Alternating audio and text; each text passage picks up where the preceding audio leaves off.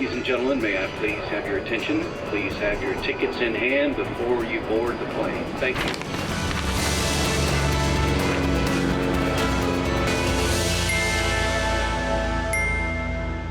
Hello and welcome. I'm Johan Castell and you're watching Wings.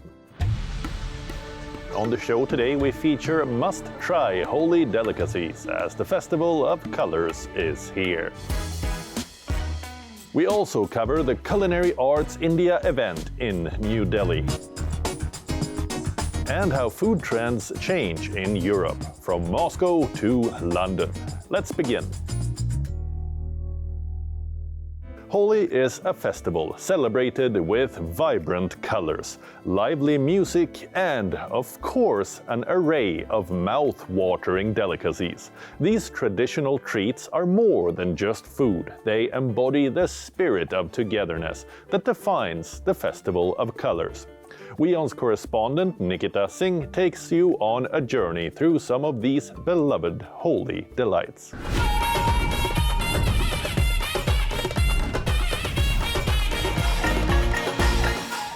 The Festival of Colors is not only a celebration of vibrant hues, but also a feast for your taste buds. The festival is incomplete without the spread of some traditional Holi delicacies. Let's dive into some sweet treats and savoury dishes that make this celebration even more delightful.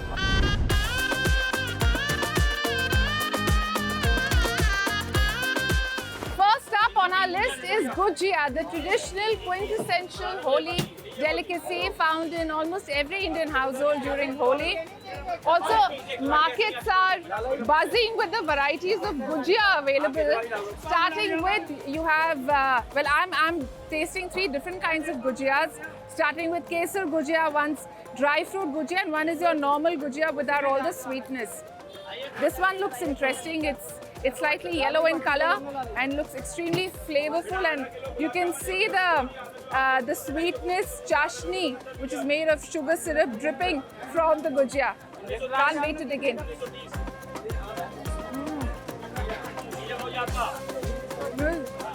Absolutely love it. I'm really excited to celebrate Holi here, to feel the gist of this festival. And yeah, I have bought there some very famous delicacies, Gujia, and also I've bought all that. Well, next up, this is a deep-fried pancake-like Holi delicacy called malpua. And this is made of deep-fried khoya, again, soaked in sugar syrup. Wow.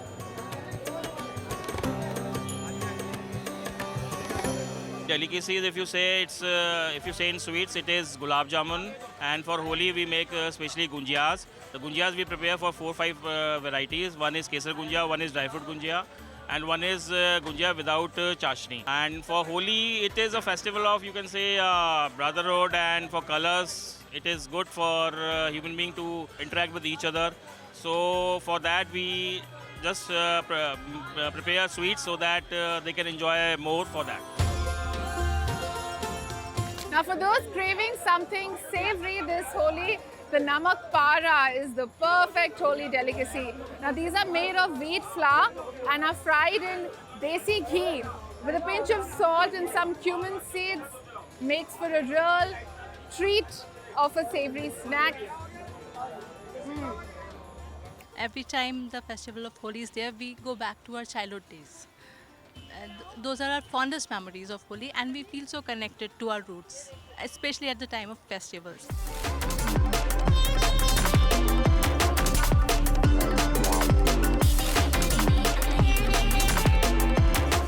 Next up, my personal favorite, the dahi bhala chaat. Now, the main element here are these soft melt-in-the-mouth fritters. These are generally deep fried in oil and are made of moong dal. And it's a perfect combination of some tangy yogurt mixed with spices. And the favorite part about dahi bhala for me personally is the generous amount of tamarind chutney that is put on top. Absolutely love it. A perfect blend of cold, sweet, tangy curd and these melt-in-the-mouth bhalas, as they are called. Wow.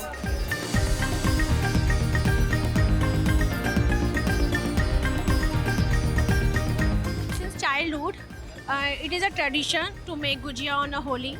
I used to, with my mom, make puri and all.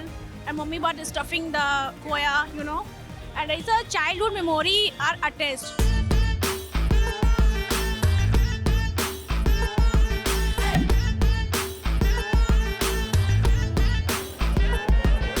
Wow. No Holi celebration is complete without Thandai. It's a perfect concoction of chilled milk, a lot of dry fruits and some cardamom. A very, very refreshing drink. Loved and cherished by everyone. Holi special है madam, हमारे यहाँ ठंडाई चलता है, सावन special ठंडाई है हमारी, होली में चलती है अच्छी, हेल्थ के लिए काफ़ी बेनिफिशियल होता है ये। ऐसे ही यहाँ पे केसर बादाम मिल गया हमारा, ये भी होली में चलता है। और केसर रबड़ी कुल्फ़ी फलूदा है हमारी बेस्ट सेलिंग आइटम, ये जो है केसर रबड़ी हमारा ऑल सीजन के लिए है और होली में भी इसका अलग ही स्वाद आता है।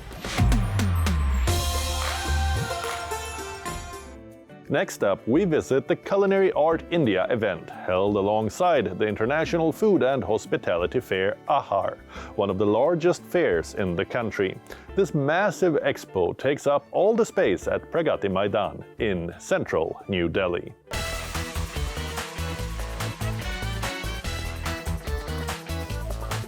This week, all Pragati Maidan halls were packed with different food and hospitality companies displaying their latest machines, ingredients and products.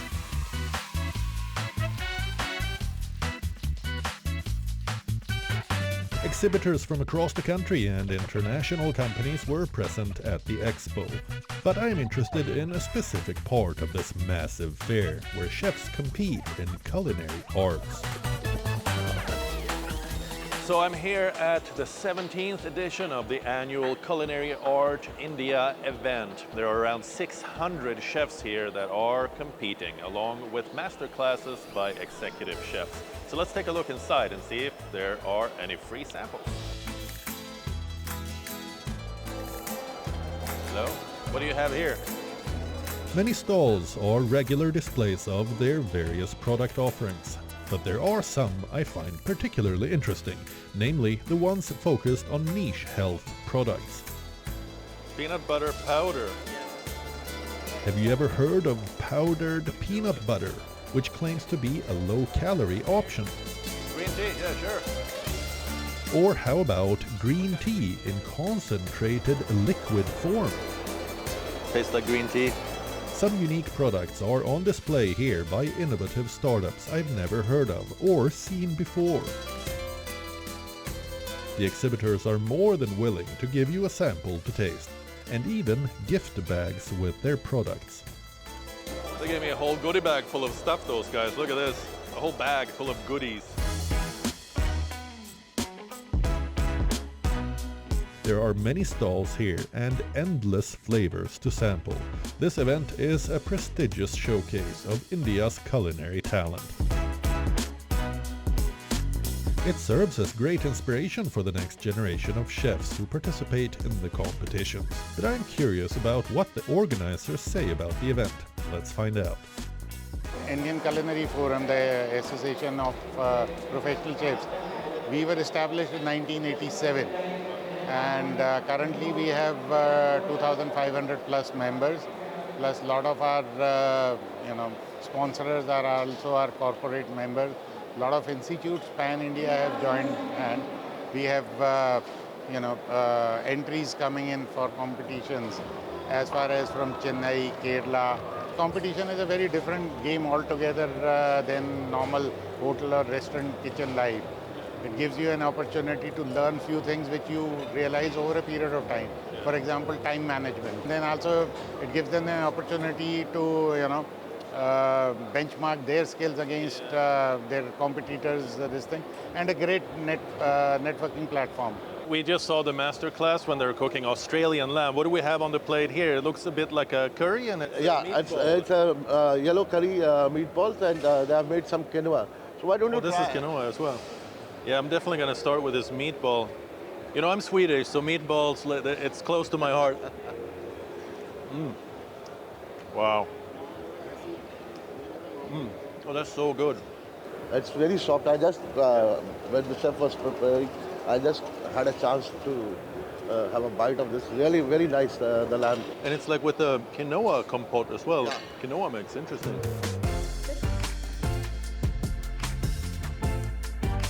Adding to the prestige of the competition, a World Association of Chefs Societies certified jury panel evaluated contestants to ensure global standards in culinary excellence. The chairman of the jury for the cooking competition, Chef Billy Lee, has come all the way from Penang, Malaysia, for this event. It's a student, they are still students, so their taste is not that much of acceptable yet. I think there's a room to improve. And also, I cannot say that the taste is wrong because I'm not the Indian, so I cannot judge the flavor. But I have a team of jury. They're all Indians. They know the flavor. That's why they feedback to me saying that this one should be more spicier. Do you think that you're going to bring some recipes or some lessons with you, some ideas for different flavor combinations, perhaps back to Penang? Definitely, definitely. There's a lot of new ideas I can try to create now. Then why not I bring back to Malaysia and I do something inspiration to the Indian cuisine.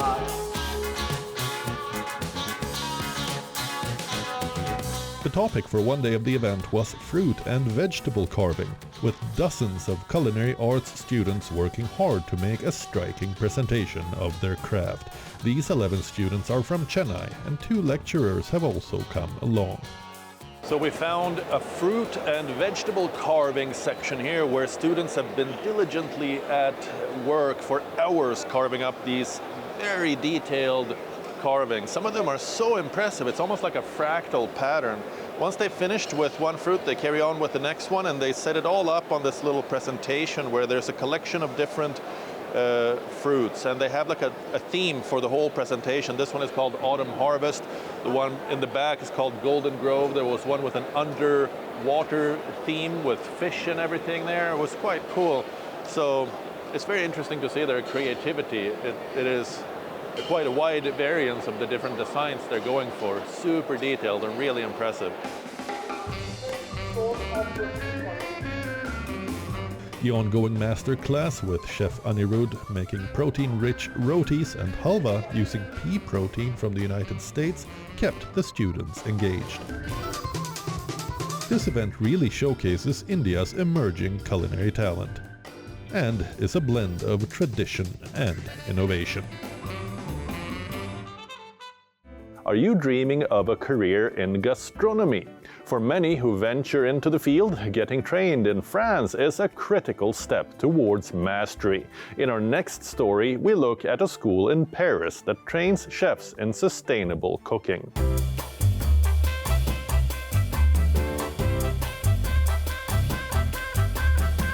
Mastering the art of cuisine starts with the best. And when it comes to culinary excellence, it's difficult to beat French cooking. For centuries, France has set the gold standard in gastronomy. From Escoffier's techniques to Michelin-starred mastery, every great chef learns from the French tradition.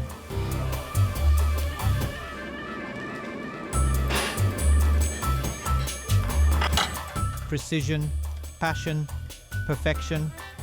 French culinary schools teach discipline, classic techniques, and the artistry behind every dish.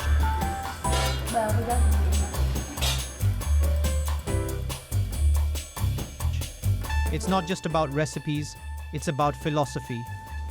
A French culinary education opens doors worldwide. Whether you dream of fine dining, patisserie, or running a Michelin-starred kitchen, this is where legends are made.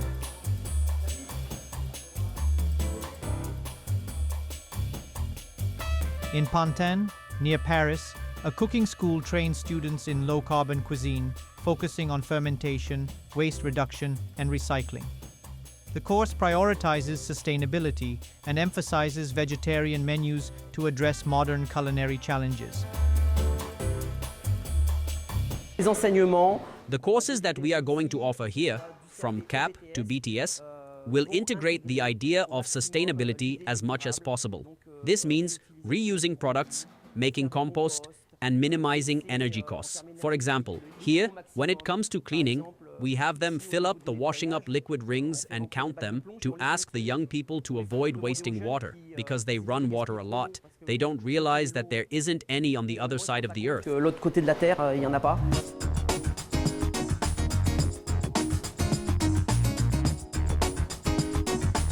So, how exactly is sustainability ensured when it comes to cooking? What aspects are important to focus on to ensure it's done correctly? L'alimentation durable, pour nous, c'est une alimentation qui essaye de faire... For us, sustainable food is food that tries to do the best it can, with at least much less than before. It is based on the principle that planetary resources have reached certain limits, that there is a whole range of techniques today, and, above all, a state of mind that contributes to trying to do the best possible with the least possible to help preserve all this, to eat food that is as low in carbon as possible. Pour contribuer à préserver tout ça, à faire une alimentation qui soit la plus décarbonée possible.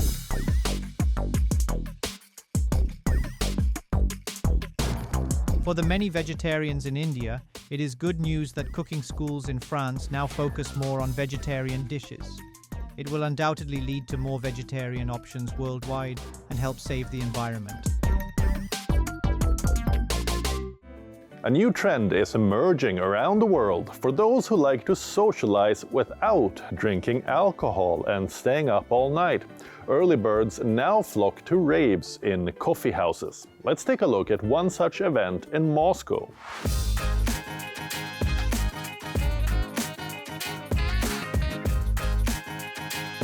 The DJ cranks up the volume, sipping black coffee as the young crowd sways to electronic beats, blending with the whir of a milk frother. It's 9 a.m. on a Sunday, but the party is just beginning in this Moscow coffee house.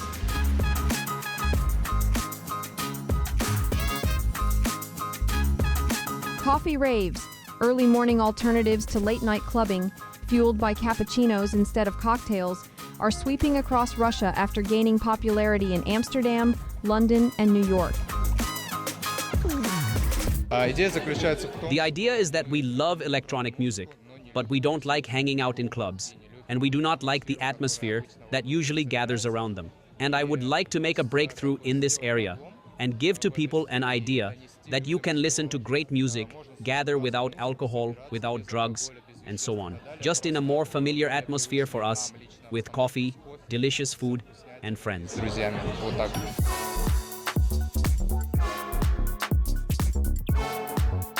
These events offer a social, high-energy atmosphere without the hangovers of traditional nightlife.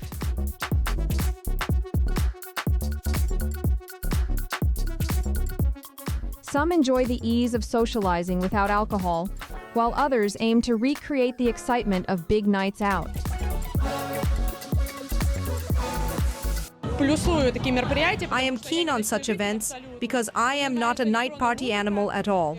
I like electronic music, I like drinking coffee, I am also doing coffee business. For me, this collaboration is just perfect. I think that we need to continue such actions every day because I will be happy to dance in the morning, drink delicious coffee, and go somewhere else in a great mood. I think it is perfect.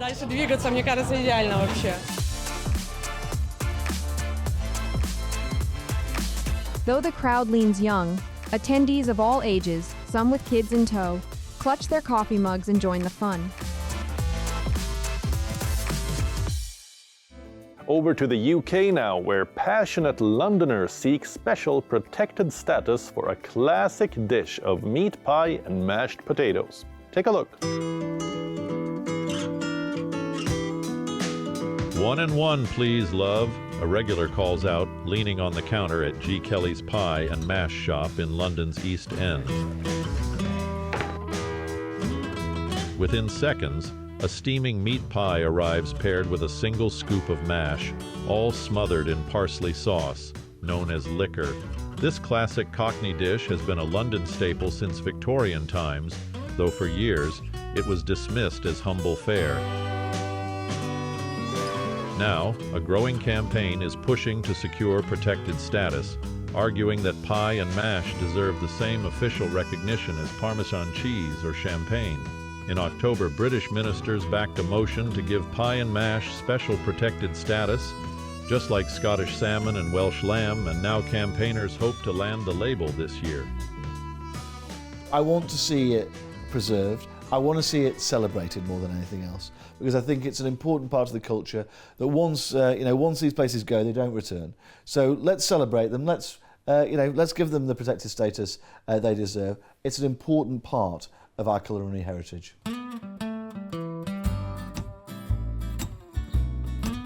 The origins of pie and mash date back to the 1800s, when street hawkers selling pies joined forces with eel vendors, setting up shop near London's docks. Over time, traditions like the one-and-one order system and the fork and spoon only rule for eating it developed. While the flaky crust and sweet base have remained constant, one old tradition has faded. Liquor is now rarely made from stewed eel water. It's not just about the food, it's about the whole atmosphere that they get in here. Some people feel like out there, the out world has changed so much, and when they come in here, it's like a time warp. They feel it's going back in time, and it's that comfortability that they love. And it's the smell in here, it's the tables, it's the cold, marble, tables, it's the tiles, it's everything. British cuisine has long fought off unfair stereotypes, and supporters believe pie and mash deserve a traditional speciality guaranteed or TSG label, a designation that safeguards authentic recipes. Unlike regional badges such as Parma ham, TSG allows food to be made anywhere, ensuring quality without geographic restrictions. Neil Veining, a fourth-generation owner of G. Kelly's, hopes the label will protect the tradition from mass-market imitations. There is a lot of pressure to uphold this tradition and keep the shop going and keep it in business, just staying open with all the problems that we've had, big COVID, etc. And so really getting the protective status would really, really help shops like ours continue and compete with large multinational companies, basically. As pie and mash is becoming more well-known, we're worried about large firms essentially producing ready meals and just shipping it out, and actually it's not the same product, and it's undermining this great heritage that we've got with these shops. For regulars, pie and mash is more than just a meal, nostalgia. The East End's Cockney population has been pushed further from its roots by gentrification, as artisan bakeries and coffee shops replace classic eateries. Still, the dish is experiencing a revival. G. Kelly's welcomes newcomers and tourists. I want more. Yeah, I just want more. That's it really. Just more and more. I mean, I've had it, 3 times this week? But that's all in different places. So I go, where I work all over the place, around London. Everywhere there's a pie and mash shop, I go in there. A tradition spanning nearly 200 years, can Londoners secure the future of their beloved original fast food? That's all we have for you on the show in this week's Wings episode. We return next week with more travel content from around the world. Until then, it's me, Johan Castell, signing off. Goodbye.